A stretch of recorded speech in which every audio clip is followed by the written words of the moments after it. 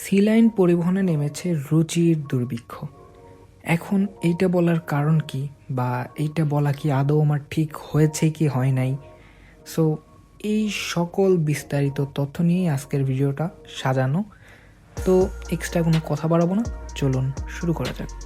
Hello viewers, আসসালামু আলাইকুম। সবাই কেমন আছেন? আশা করি ভালো আছেন, অ্যান্ড আমিও ভালো আছি।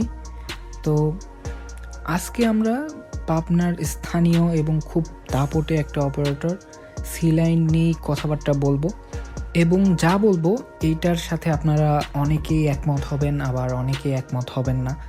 সো আমি যা বলবো এটা হচ্ছে আমার পার্সোনাল দিক থেকে বলবো। তো আশা করি ভিডিওটা আপনাদের ভালো লাগবে, অ্যান্ড ভিডিওটা ভালো লাগলে অবশ্যই লাইক বাটনে প্রেস করবেন, অ্যান্ড আমার চ্যানেলে যদি নতুন হয়ে থাকেন তাহলে চ্যানেলটা সাবস্ক্রাইব করে পাশে থাকা বেল আইকনটি অল দিয়ে রাখবেন। আর যারা ইতোমধ্যেই চ্যানেলটা সাবস্ক্রাইব করে রাখছেন তাদের জানাই অসংখ্য অসংখ্য ধন্যবাদ। তো সি লাইন হচ্ছে পাবনার মধ্যে সবচেয়ে দাপুটে অপারেটরগুলোর মধ্যে একটি বর্তমান সময়ে।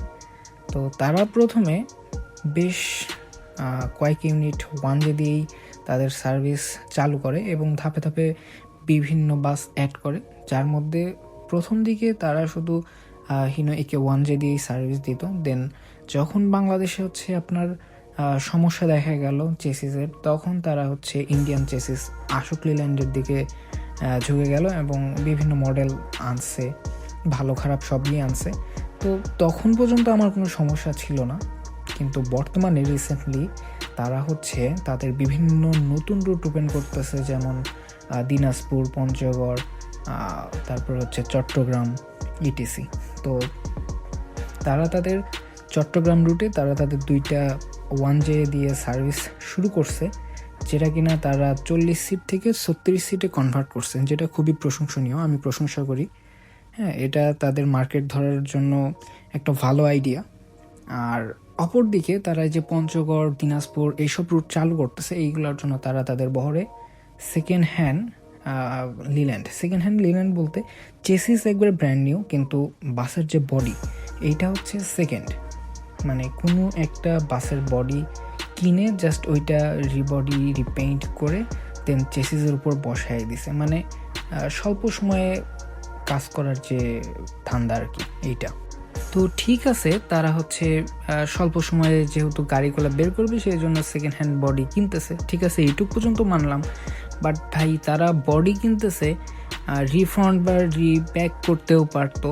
মানে তাদের ফ্রন্টের যে অবস্থা বর্তমানে, এই রংপুর দিনাজপুরের জন্য যে গাড়িগুলো হচ্ছে রিফ্রন্ট করতেছে বা রিপেন্ট করতেছে সেকেন্ড হ্যান্ড বডির, এইগুলোর ফ্রন্ট দেখলে ভাই আমার মানে পার্সোনালভাবে আমি যদি বলি আমার বমি চলে আসে, এত খারাপ একটা অবস্থা। মানে আমার দেখতেই ইচ্ছা করে না গাড়িগুলো। আমি জানি না কার কেমন লাগে, আমি আমার পার্সোনাল দিকটা বলতেছি, কেউ খারাপভাবে নিয়েন না। এরপরে বলি বাসের পেইন্টের কথা। লাস্ট আমি স্ক্রিনে যে বাসটা দেখতেছেন, এই বাসের পেইন্ট আপনারাই বলেন যে বাসের সাথে যায় কি যায় না, সি লাইন ব্র্যান্ডের সাথে যায় কি যায় না। মানে আমার দেখা মতো আমি ফেসবুকে অনেক পোস্ট দেখলাম, অনেক মানুষই কমেন্ট করতেছে যে এই পেইন্টটা সি লাইনের সাথে কোনোভাবেই জানে, এটা একটা লোকাল গাড়ি পেইন্ট এইরকম লাগতেছে। মানে সত্যি খুবই জঘন্য হয়েছে। হ্যাঁ, আমার সাথে অনেকেই হয়তো একমত হবে না, বাট অনেকেই আবার একমত হবে। তো ভাই, আমি বলতেছি যে বাসটা আসলেই খারাপ হয়েছে, কারণ আমি ভালোকে ভালো বলবো, খারাপকে খারাপ বলবো। তারা তাদের চট্টগ্রাম রুটের জন্য যা করছে তা আসলে প্রশংসনীয়, আমি প্রশংসা করতেছি। বাট অপরদিকে তারা তাদের রংপুর দিনাজপুর রুটের জন্য যে সেকেন্ড হ্যান্ড বডিগুলো কিনতেছে, কেনার পরে রিফন্ড বা রিব্যাক করতেছে কি করতেছে না আমি তাও জানি না, বাট পেইন্টগুলো দিতেছে যে মারাত্মক হইতেছে, সত্যি ভাই মারাত্মক। সো এখানে কিছু বলার নাই। তো মেনলি এই জন্যই বলা যায় যে বর্তমানে সি লাইনের রুচির দুর্ভিক্ষ দেখা যাচ্ছে, রুচির দুর্ভিক্ষ আসলেই দেখা যাচ্ছে, কারণ এইটা আসলে কোনোভাবেই মানানসই হচ্ছে না তাদের জন্য। আচ্ছা, এরপরে বলি, রিসেন্টলি তাদের বহরে কিন্তু আশোক লেল্যান্ড হচ্ছে 12 মিটার চেসিসের উপর বেশ কিছু এসি যুক্ত হয়েছে, যেগুলো হচ্ছে ইকোনমি ক্লাস।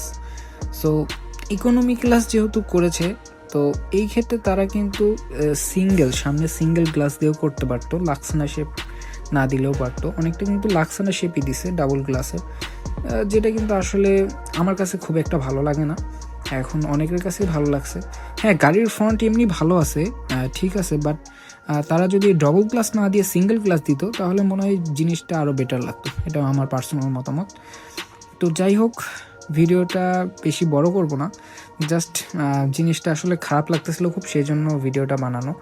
তো আশা করি ভিডিওটা আপনাদেরও ভালো লাগছে অ্যান্ড আপনারা আমার সাথে সহমত হবেন কি হবেন না, এটা আপনাদের বিষয়, আপনারা কমেন্ট করে জানাতে পারেন। তো দেখা হচ্ছে সামনের কোনো ভিডিওতে। সেই ভিডিও দেখার অগ্রিম আমন্ত্রণ জানিয়ে আমি আজকের মতন বিদায় নিচ্ছি। আল্লাহ হাফেজ।